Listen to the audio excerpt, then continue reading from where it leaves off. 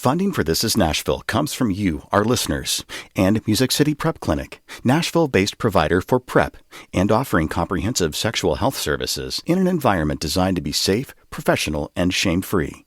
Learn more at musiccityprep.org. I'm Khalil A. Colonna, and this is Nashville. Yesterday, we aired a post-election debrief, and the response was overwhelming. So today, we're once again opening up the phone lines to provide a space for people with different views, experiences, opinions, and values to hear from one another. We want to hear from you. What's your biggest takeaway from the election?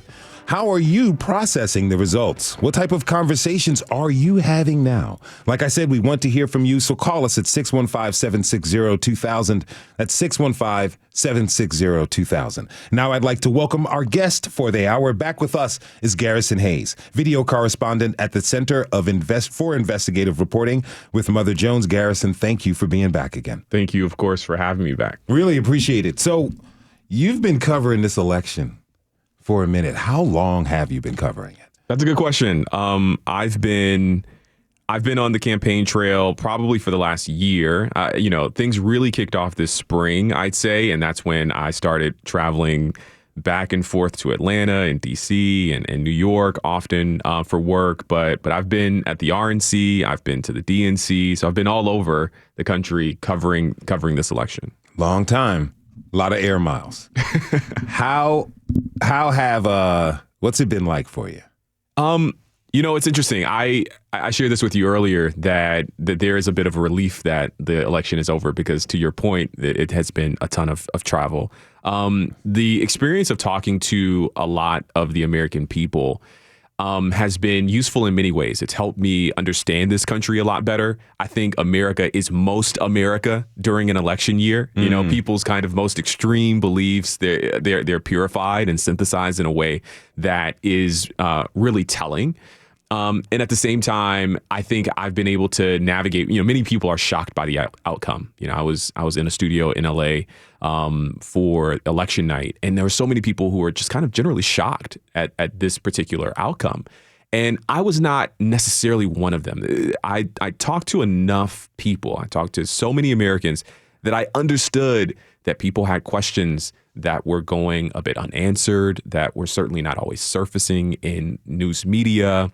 And while the polls kind of reflected some of that, if we remember back, I think being able to go on this kind of reporting journey, talking to so many people, helped me get a deeper understanding of what people were thinking about this.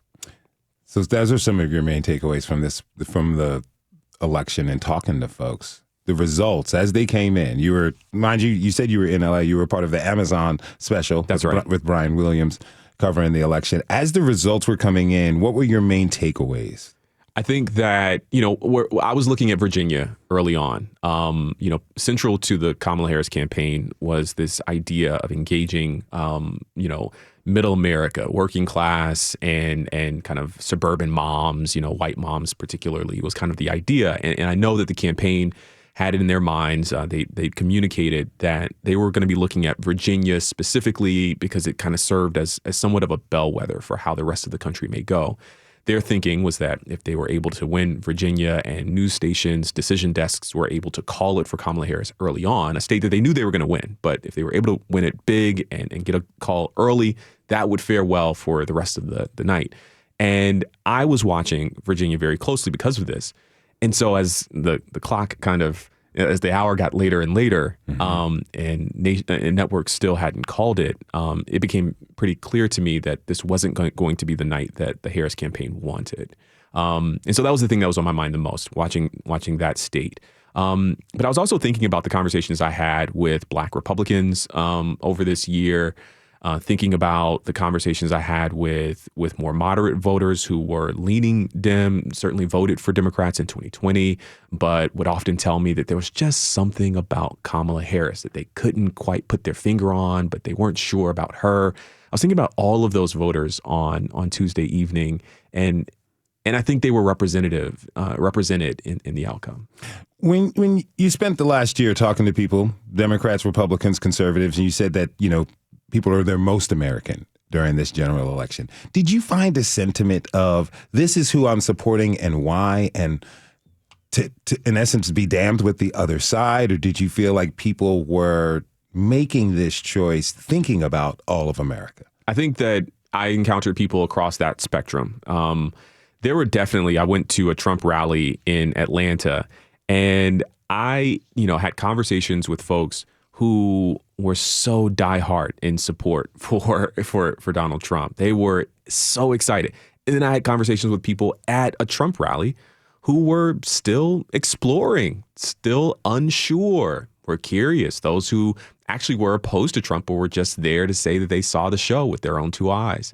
And so I encountered people across that kind of ideological spectrum, even that excitement spectrum, if you will. And many of the folks that I talked to existed far more in the middle. I imagine it as kind of a bell curve with folks who don't care at all and folks who really, really care. But the majority of the people exist kind of in that middle of caring to some varying degree or maybe not at all. We have to remember that while maybe a person like you or me, we're deeply, deeply steeped in politics. We're kind of thinking politically. We're talking to politicians and thinking about policy. Most Americans are busy carrying out their everyday lives. They're driving to work and they just want to hear some fun tunes. They're, they're taking care of the kids. They're too busy worried about, their diagnoses or just trying to make ends meet. And so, I think it's easy to watch conversations online, which maybe we can come to this later, but I think it's easy to watch the way that folks online are so excited and steeped in political discourse. And that feels like reality. But in many ways, it's a huge mismatch with the reality of most people every day. Now, you're based here in Nashville, traveled all over the country. What do you think about the state and local races and issues like the transit referendum that was just passed? Yeah, I actually think the transit referendum, I think the last time I was here, I told you that I'm a bit of a transit diehard here. I'm kind of a transit nerd. I love it. I'm really happy to see the investment that our community is making. Even with this, I talked to a number of people who told me that they voted against it. And part of the reason that they voted against the transit proposal was because they felt like it wouldn't change their neighborhood specifically. And I think that's probably a part of a larger trend that I encountered across the country, that there are so many Americans who feel really disconnected from their neighbors, disconnected from the community a couple states over, or the folks who don't look like them or believe like them. And it drives decision-making in some really powerful ways that I certainly think is present in our national election, but is also represented here locally as well. Do you think that feeling of disconnection from their neighbors and community, is that older than the pandemic, or is that pandemic related? That's a good question. And I don't know how to answer it exactly. I certainly think the pandemic accelerated some of that.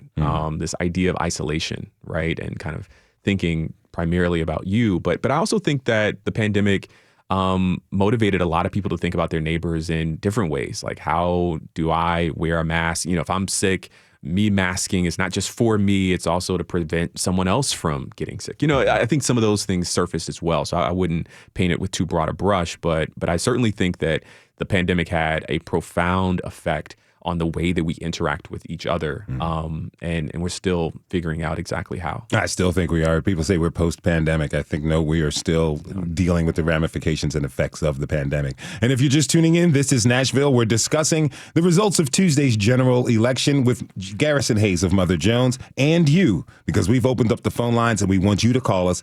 Call us up, 615-760-2000, 615-760-2000. Now, Garrison, after every election, there seems to be a race to find a narrative to explain why one party won or one party lost. Something about the candidates, something about the campaign, something about where the country is right now and the mood of the people here. Had a friend of mine text me on Monday and talk about it. He said, soon the blame game is going to start on one side or the other. And we've seen it in a lot of publications. What narrative seems to be emerging right now, 2 days after the election?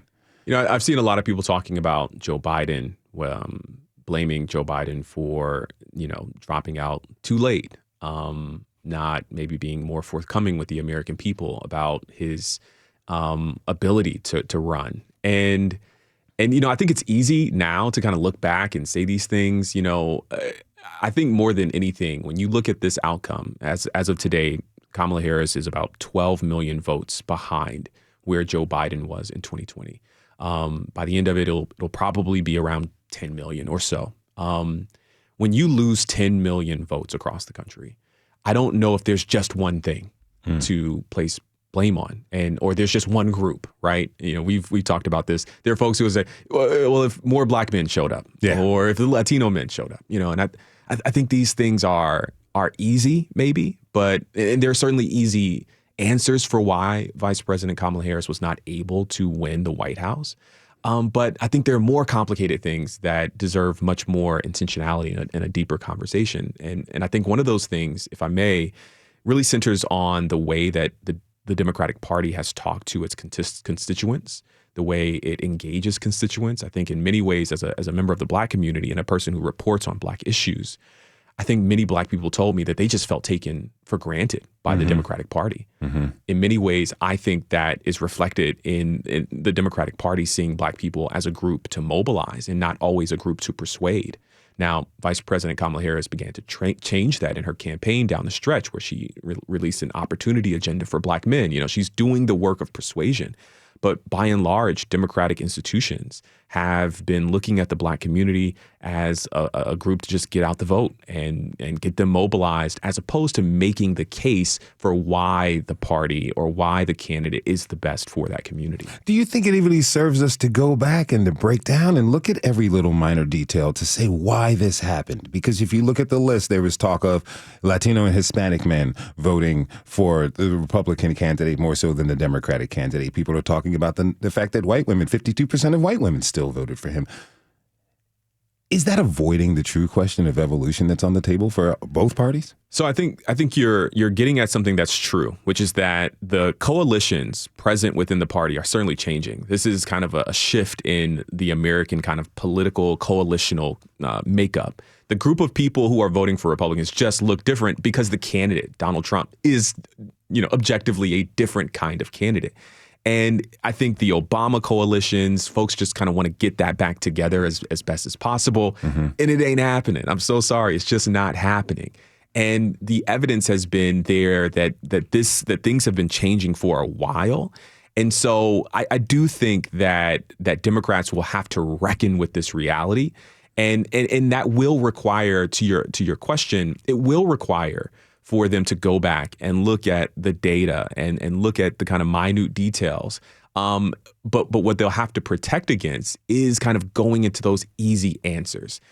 Easy answers don't necessarily mean that they're wrong. Like Kamala Harris is a woman, and there are people in this country who do have a problem with women in leadership. Kamala Harris is Black, and there are people in this country who do have an issue with Black people in leadership. And the two of those things together have created some kind of issues for her as a candidate, no doubt. But that's an easy answer. It doesn't mean that it's wrong, but I think there are harder, deeper things to explore here about the fissures within what has for a very long time been the Democratic Party's coalition. We're going to go to a phone call. We've got Lynn in Nashville. Lynn, thank you so much for calling us. What would you like to share? Well, I would like to share something that is helpful to me in my despondency over the loss. And it is that I have noticed over the last several months that there is an utter disregard for information. I think, and I might even add that there is a complete disdain for it. And I think that was laid upon Kamala because she is a policy person, and I largely hold responsible social media. I think the electorate doesn't care about so much the facts anymore. They care about the presentation of celebrity. Very interesting. Garrison? I think Lynn is making a good point. I think there are two ways to kind of approach this. One is that you can become hostile towards social media. But the reality is that, Donald Trump won with social media. His partnership with Elon Musk was fruitful. his partnership with Turning Point USA and their kind of social media kind of apparatus was fruitful. I think the big difference between what right-wing politicians, or, the political right in America and the political left in America, the big difference is that they don't have the same infrastructure for disseminating information across those political differences. And so I think in some ways, this is the environment that we live in. And I think that Lynn is right that it's profoundly fragmented and has created these isolated groups of folks who don't really believe in objective truth. That's certainly true. But how, for a person like Lynn and those with her political persuasion, how you move forward is important. And I don't think that rejecting social media per se, which is not what Lynn is saying, but I do want to kind of caution that I think rejecting it would probably be a mistake. Lynn, let me ask you this. You felt this way about social media and policy, and you talked more about people's emotions and feelings being indicated for where they were going to go more so than their understanding of the policy positions that the candidates held. What were the conversations you were having with people, maybe in your community, at your job, or family members and friends? Were they steeped in policy and understanding? Honestly, I have noticed that even my friends and people who are like-minded have very little patience for discussions on policy. One of the things, I have grandchildren in the public school system, and I feel that there is even very little interest in the funding issues that our public schools face, which, by the way, I think is the other piece of our problem, not just social media, but the fact that we just don't have the resources in public schools to help people understand more complex issues regarding their society. And I don't know what to do about that, honestly. I understand what you're saying. We've done several episodes talking about the lack of civics being taught in the educational sphere, but not just this year, but it's been decades now since civics has been taught and people understand the election. And personally, a little anecdote that I had earlier on in this election cycle, I was saying that it reminded me of Idiocracy, that movie that came out 20 years ago, because it was very much a vibes election more so than a policy point election. I heard very little policy even when President Biden was in the race. I heard very little policy coming from the candidates and continued to hear very little about policy from the candidates. I understand what you're saying, and who knows what it's going to take. I believe a little bit more education, people educating themselves on civics and what have you, but making policy a point of finding out an interesting and, unfortunately, entertaining way to communicate that with folks. Garrison? Yeah, I think that's true. I will say that, the party has a communications problem. You have to understand, Donald Trump has been an incredible communicator. You can disagree with what he has to say. Many people do.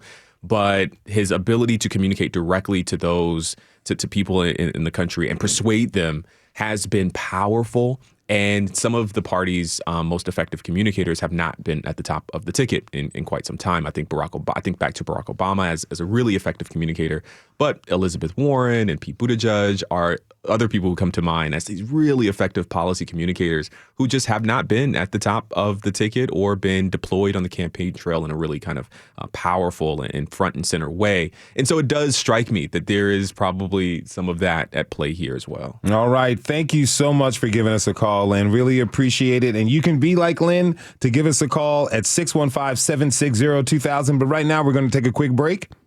When we come back, we'll continue the conversation with Garrison Hayes and take more of your calls. So what are some of the conversations you're having right now, and with who? We're really interested. Call us up, 615-760-2000. We'll be right back.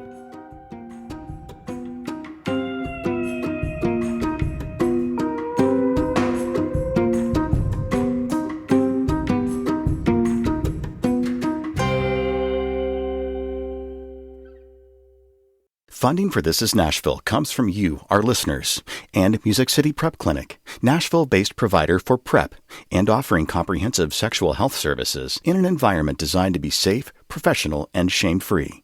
Learn more at musiccityprep.org. I'm Khalil Lake Alona, and this is Nashville. Today is part 2 of our post-election day recap. We've opened up the phones to hear from you about how you're doing now that the results are mostly in. Joining us is Garrison Hayes with Mother Jones, and we want you to be a part of the conversation. So call to have us share your thoughts and questions with us, or maybe answer one of the following prompts. Where is your head at post-election day? What are some of the conversations you're having right now, and with who? And has your understanding of the way politics works in America changed in any way? To join the conversation, give us a call, 615-760-2000. That's 615-760-2000. Garrison, again, thanks for taking time to be with us. You've been running around the country, and you took some time to be here. Appreciate it. It's great to be here at home. Thanks, man. All right. So, one of the issues you tackled right before the election was voter turnout. In this video, you compare high voter turnout in Minnesota to low voter turnout here in Tennessee. Let's listen. What would change if more people showed up to vote? It turns out a lot. Let's compare 2 states. One where a lot of people vote versus one where very few people vote. Here's Minnesota. They're first place in the country for voter turnout. Nearly 80% of their eligible voting population showed up to vote in 2020 versus a state with one of the lowest voter turnout rates in the entire country. Tennessee, where I live. In Minnesota, voters showed up to elect leaders who are enacting an extremely popular policy agenda, like universal school meals for kids, free public college tuition for poor and working class families, paid family and medical leave for state employees. They restored voting rights for formerly incarcerated people, made investments in affordable housing, protected abortion access for women. It feels important to tell you right here that these things are popular across the country, but they're a reality in Minnesota because people showed up to vote. Now, I want you to compare that to Tennessee, where an unpopular Republican supermajority has refused to pass gun reform legislation despite Tennesseans supporting stricter gun laws. Instead, they've prioritized things like banning DEI programs and passing some of the harshest abortion laws in the country. In fact, there was a time when abortion access was protected in Tennessee, but a 2014 ballot measure amended the state's constitution, opening the floodgates for a right-wing takeover. And here's the thing, that 2014 general election had a historically low voter turnout. Just 36% of eligible voters showed up, which means a relatively small group of people made a big decision that affected everyone. The differences between these 2 states are night and day, and so much of that has to do with who shows up to vote. All right. Now, Garrison, we've heard callers bring this up on the show before. Tennessee's not a blue state. It's not a red state. It's a non-voting state. Do you know what could be causing such low voter turnout here? I think a lot of it has to do with people's imagination. I think so much of change starts with imagination, the ability to kind of imagine a world that looks like the way you like for it to look. And I think for years, Tennesseans have more or less been convinced that, things are the way that they are and they will always be the way they are. And so many Tennesseans have lost the ability to imagine change in ways that look like the kind of popular policies that we see across the country, that are popular across the country. And so it starts there. I had conversations with a guy at my barbershop. I won't name drop him here, but I had a conversation with a guy in my barbershop who really told me that it didn't matter if he voted, and that's a part of what motivated me to make that video, to say, wait, it does matter, actually. And here are the things that are different when people actually vote. When people show up to vote, popular things happen. And it starts, I think, with folks believing that it's possible. What could happen here in the state that would change that?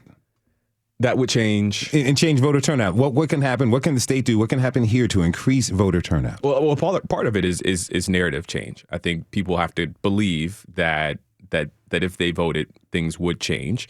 And so there's a little bit of work to be done around the narrative. The second step is, of course, to actually change things. And that, of course, means talking to the decision makers here in the Capitol and getting some stuff pushed through. And we're seeing that. I'm really, really excited to see more people engaging in the process and more people thinking about, the Tennessee state legislature. Like that's so exciting to see as a person who's just interested in more people voting, right? Like, vote for whoever you want to vote for. and support what you want to support, but know that when more people vote, things change. All right, we're going to go to the phones. And listeners, I got to tell you this. I really love you. We asked you to call, and the phone lines are blowing up. We're going to go to one of our favorites, Dee Marie in Nashville. Dee Marie, thank you for calling us again. What would you like to share? Hi, Khalil. So we had a lady that called in to say that social media is guiding our perception of so much. And so she got me to thinking, am I a victim of conspiracy theories? Because when I say what I think I have heard and discerned in the political contest that we just came out of, the presidential contest, people don't comment. They won't say yes. They won't say no. Are people afraid to stand on whatever ground it is that they have, or belief system that they have? Are we at that point where we're even afraid to defend our decisions? Because that's what it feels like.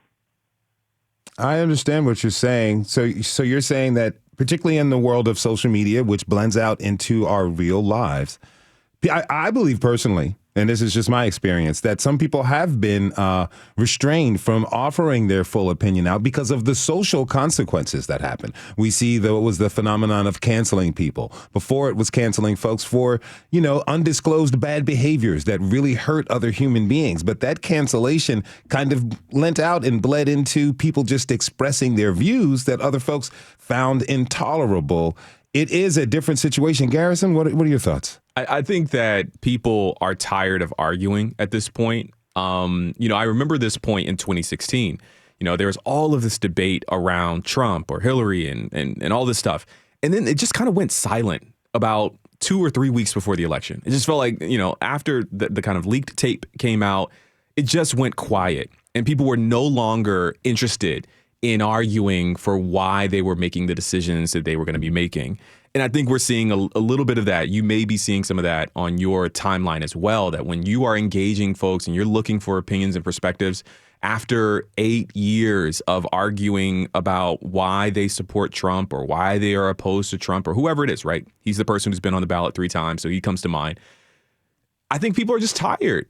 I think people are tired of arguing, and they're going into their silos and going into their corners and choosing not to engage.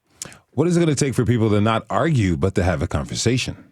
I think it takes people getting offline. I mentioned earlier all this travel I've done talking to voters across the country, and never once did anyone call me out of my name.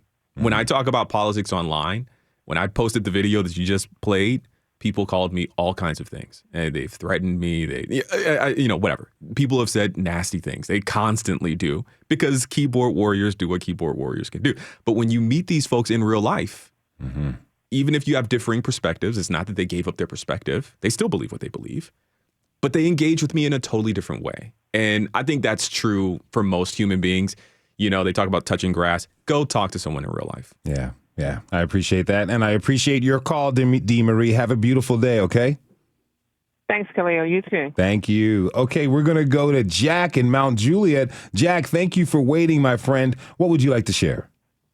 Hey, guys. Really appreciate the conversation today. I heard an earlier listener bring up the detail of media and new media and social media, and it just seems like conservative media has this way more down than any other side of the issue. There's CPAC, so they get their messaging organized, and then all the major podcasts like Joe Rogan or Twitter, all that seem to all have partners with conservative media. Is there a way that liberal media is trying to counter that? Are they trying to seek that?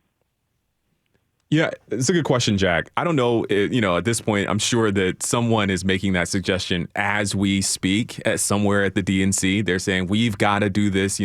I'm certain that effort is underway. I'd say today, no, it doesn't exist in the same way. And part of that is because so much of the left is fractious.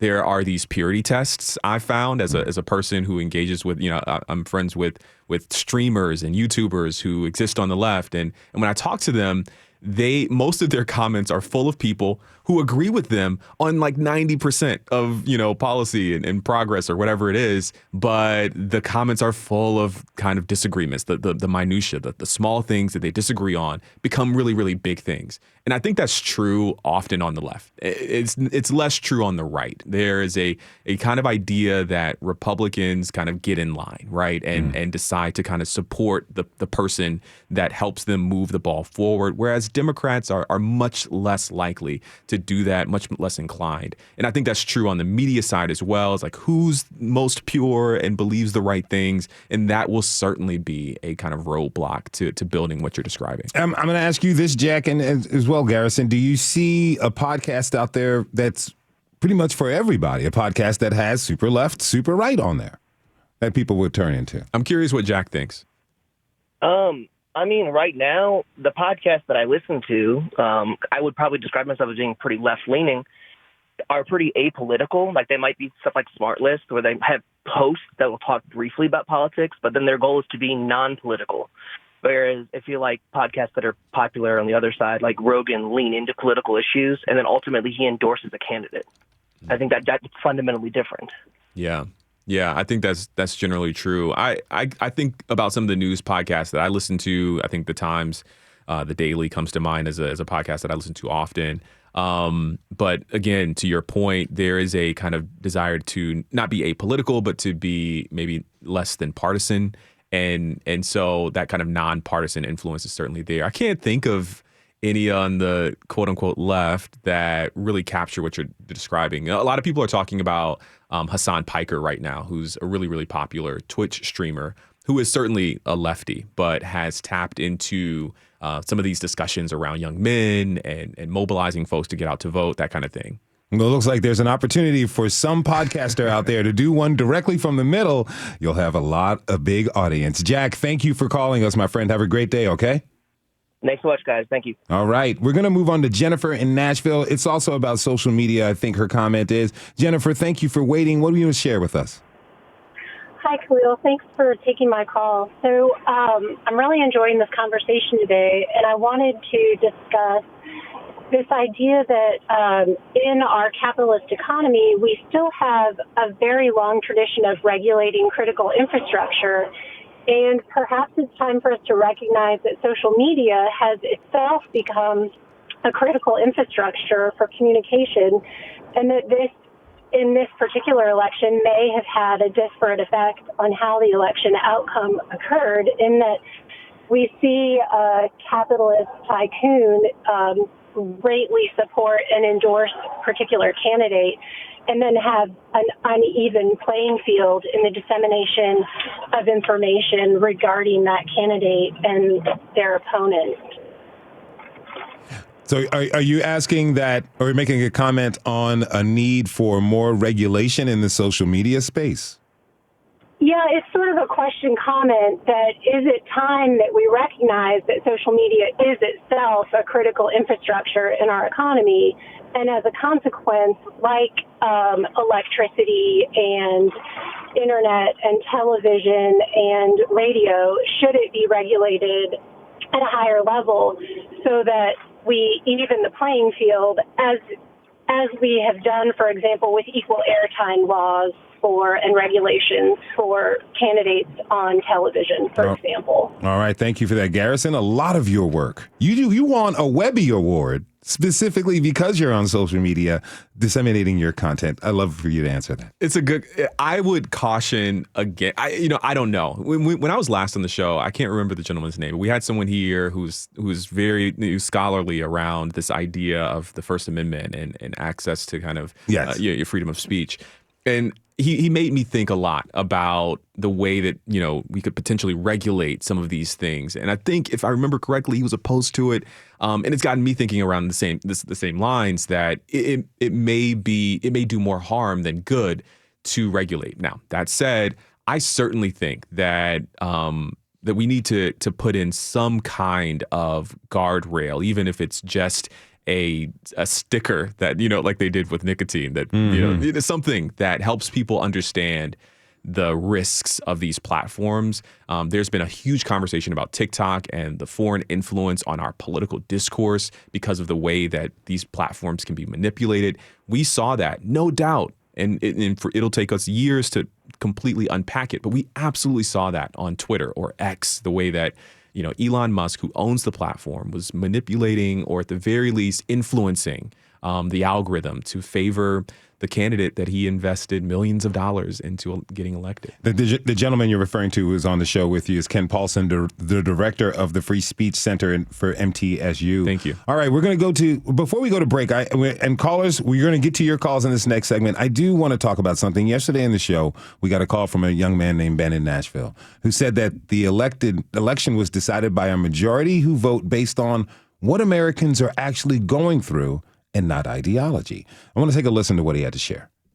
Hey, look, thanks for having me on. I love your show. I think it's fantastic. But I got to be honest with you. I'm 30 minutes into listening to this episode, and this just kind of seems like a pretty obvious example of the ideological bubble that cost Harris an election, right? Like, you guys are sitting here talking about how are we feeling about an election that was decided in large majority by individuals that are not considering feelings when it comes to governance. They're considering just standard governance.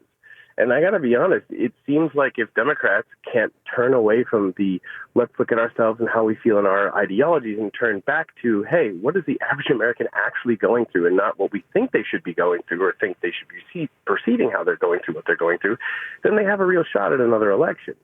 So thank you very much. But I just really hope that we can kind of pivot away from how are we in our very specific selves feeling and focus on how should our nation just be governed outside of our abstracted feelings? Garrison, do you think, is Ben making a valid point there? I don't want to invalidate Ben's point. I want to complicate his point. I think that feelings have so much more to do with the idea of objectivity than we give it credit for. I think at the heart of his point is this idea that there are folks in this country who are making kind of standard, calling balls and strikes kind of a look at the economy. But much of Donald Trump's campaign centered around drill, baby, drill. The United States under the Biden administration is drilling more than the Trump administration. The economy, and economists have come out and said that Donald Trump's plan for the economy would be devastating. And I hope you're infrastructure. We know that the Biden administration made incredible investments in infrastructure, bringing work back to the United States. I think about the CHIPS Act. Objectively, truly, in an objective way, so much of what this election was about had nothing to do with the numbers, the dollars and cents, the balls and strikes. It had so much to do with the vibes, as you said earlier. Mm-hmm. That is objectively a feelings-based decision. We know that Donald, and I won't litigate Donald Trump. It's fine. My point is really just to kind of complicate this idea for Ben and hopefully others who maybe think that we're being objective about things that are inherently subjective. We're going to take a break with that. All right. After this final break for the hour, the phones are still open and we want you to join the conversation. So Wayne, Larry, Susan, hold on. We are getting back to your calls after we come back from this break. You can call us up 615-760-2000. Stay with us. This is Nashville.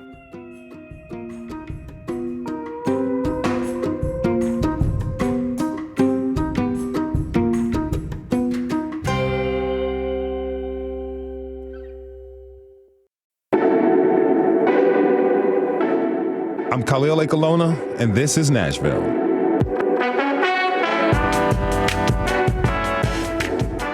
Thank you for being with us this hour. We've been taking calls to hear from you and learn about what you're going through in this election cycle now that it is over.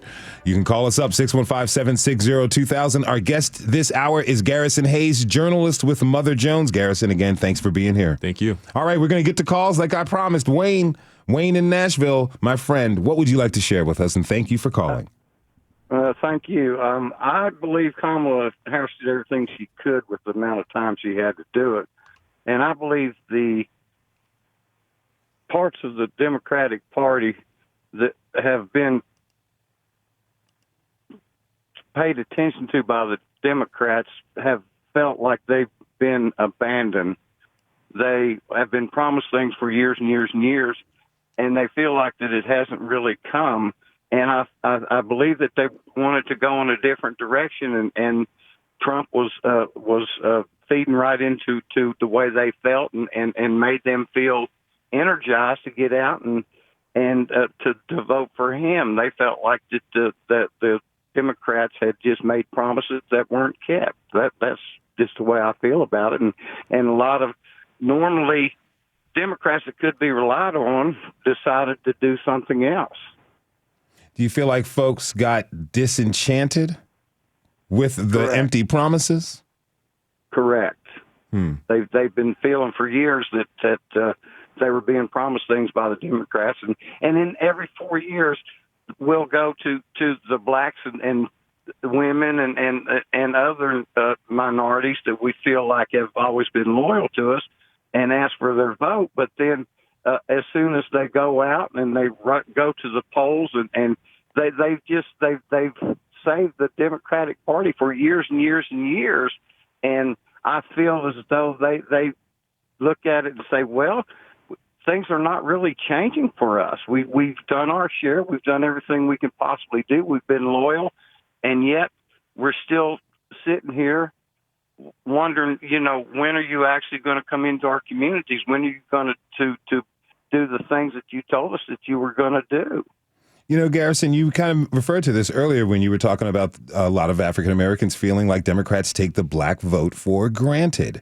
I've had conversations with people over the years where I understand that Democrats have taken poor white people's vote, working class white people's vote for granted. How do you feel about what Wayne is sharing with us? I think it's exactly right. There's been a discourse that started by Bernie Sanders, who said, it's no wonder that the working people have walked away from the Democratic Party when the Democratic Party has walked away from working class people a long time ago. And I think he's making a really solid point about the contrast that American politics needs. In so many ways, I think that Democrats will come away from this loss and sprint to the right. I think they will try to be more moderate and try to appeal to more disaffected Republicans. And that may be the solution. I don't know. I don't think that's the solution, because I think the politicians that they've been putting up, I think about Hillary Clinton, I think about Joe Biden, I think about Kamala Harris. Many of them are particularly moderate politicians within our context. But I do think that working class people feel left behind. They feel like their communities have not been prioritized. And when I was in Atlanta, I did some reporting in the Sylvan Hills community in Southwest Atlanta. And I heard from a number of people who live in a very low income, disinvested community down there that my community has been a bad neighborhood in 1989 when I was born. In 1995, it was a bad neighborhood under Bush. It was a bad neighborhood under Obama. It was a bad neighborhood under Trump, Biden. And it's still a bad neighborhood today. Nothing has changed. And you're telling me that this is the most consequential election of my life. Why should I believe that anything will change? That's the fundamental question that I think every party, politician needs to answer. But it's especially pressing for the Democratic Party, who positions themselves as a party of the working people. I thank you very much for your call, Wayne. Really appreciate it. Have a great day, my friend. Okay? Thank you. Bye-bye. Yes, sir. Okay, we're going to move on. We're going to go to Terry in Dixon. Terry, thank you. Thank you so much for calling. What would you like to share? Yes, I'm kind of disappointed in the abortion rights issue regarding women, and that the data proved that they did not show up for their reproductive rights. And I'm wondering in this country, when women are going to let men tell them what to do, how long will they be letting men tell them what to do with their bodies? It's been that way from Bible time, and if a man had to go through childbirth, he would not tell another woman what to do with her body. And the fact that women did not show up and support this issue, I think it's on them. And as far as groceries and inflation, things are always going to be high. I remember when I was 10 years old, my parents complaining about the groceries and how much things cost back then. Gas is not going back to $1 a gallon. Neither are candy bars or anything else people want to have. It's the way of life. Things will always be high. It's just the way it is. And people need to realize that. They can either pay the electric bill or sit in the dark. I just want to just make that comment. People need to calm down and just do what they got to do to survive.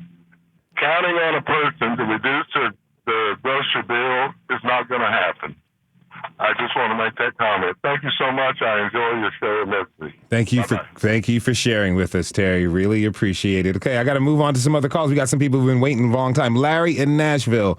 Larry, thank you for holding as long as you have, my friend. What do you want to share? Thank you very much. I believe, and I haven't heard somebody else mention this, I believe that she picked the wrong running partner. There was a guy from New Jersey, I don't know if he was a governor or mayor, not the heavyset guy that was running for president that dropped out, but the other heavyset guy, really tough guy. And I think that if she would have had him as a running mate, it could have made a difference in the outcome.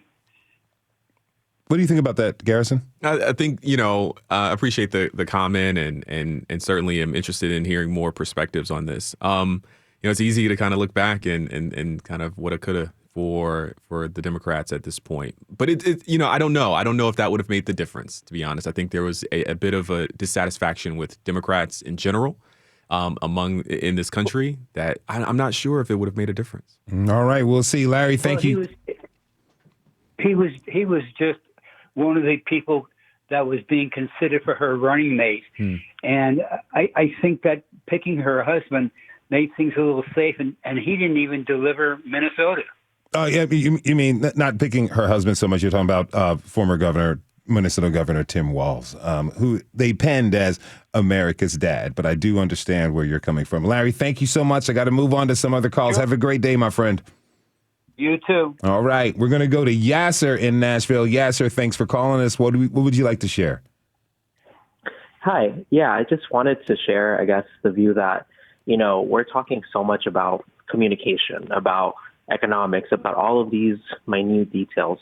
But to me, none of that really matters because the most important thing is the fragility of democracy. I come from a place, Central America, South America, where it's a region filled with strong men, filled with dictators, and a lot of those didn't come into power with military might or revolutions. Just like in Venezuela, it was a democratic election. The people voted Hugo Chavez into power. And then here we are today where Venezuela is a shell of itself. And so that's I definitely see that the Democratic Party failed in a lot of ways to mobilize voters, to put a good candidate forward, possibly maybe through a more free process in the primaries. But for sure, the most important part, I think, is the fragility of democracy. And that's why I still can't fathom how people voted the way they did in this election. Garrison? Yeah, so I'm curious. Why don't you think that the messaging around Donald Trump being a fascist and a dictator wannabe, why didn't that connect? I think because Americans maybe don't have this long-term view of democracy, and they care more about what's in the media today, which is their view of the economy, their pockets, things like that. And even that was, questionable because, like you mentioned earlier, economics, the economist, I'm an economist myself. The indicators say that the economy is doing great, that real wages are growing, that these policies that Trump is suggesting are going to have inflationary pressures, are going to have dollar impacts, trade impacts, all of these different things. And that doesn't really matter, I guess, because the things that if lower income people don't see those real wage growths, then that's really what's in front of them, not maybe the greater indicators or the democratic outcome of that. Yeah, I think that's true. There's also a media environment thing at play here, I believe. When exit pollsters asked about, what are your top issues that you just voted on, many people noted democracy. Actually, both Trump supporters and Harris supporters, voters, noted democracy as a really important issue for them. But one of the things that really stood out to me going to the RNC and the DNC was the profound difference in media diets. Like, people are hearing maybe the same story, and obviously from different perspectives, but often not even hearing the same story. They're hearing totally different perspectives on things. And so I do think that you're right that democracy is a really big issue. But the way that people are approaching it and what they think, to just give voice to this other perspective. There are people who believe that in their perspective, the use of the government against Donald Trump to prosecute him was a threat to democracy. I heard that a number of times, and that's definitely an issue here. All right, Yasser, thank you so much for calling us. Really appreciate it, my friend. Thank you, Khalil. Thanks, everybody. Yes, yes. And many, many thanks to Garrison Hayes, journalist with Mother Jones. He's been working hard for the past year, flying all across the country. Hopefully you get a little chance to get some R&R here in Music City. Thank you for being here, man. Thank you so much for having me. All right, and thanks to you for tuning in this hour. This is Nashville is a production of Nashville Public Radio. Today's episode was produced by Mary Mancini and Catherine Ceces. It was directed by Tasha A.F. Lemley. Our technical director and board operators, Liv Lombardi. Mary Mancini's was also on the phone like she had 8 arms. The masterminds behind our theme music are Laurent and Demir Blade. Special thanks to everyone who voted and voted early. It is our duty fundamentally as Americans. Maybe we can come to a way where we can have conversations like this with each other for our democracy. You can listen back at thisisnashville.org or wherever you get good podcasts. The conversation never ends here. Tweet us at This Is Nashville. Find us on Instagram and let us know what you want from our show by filling out our quick survey online. This is Nashville. I'm Khalil Lake Alona. We'll see you on Monday, everybody. And be good to each other.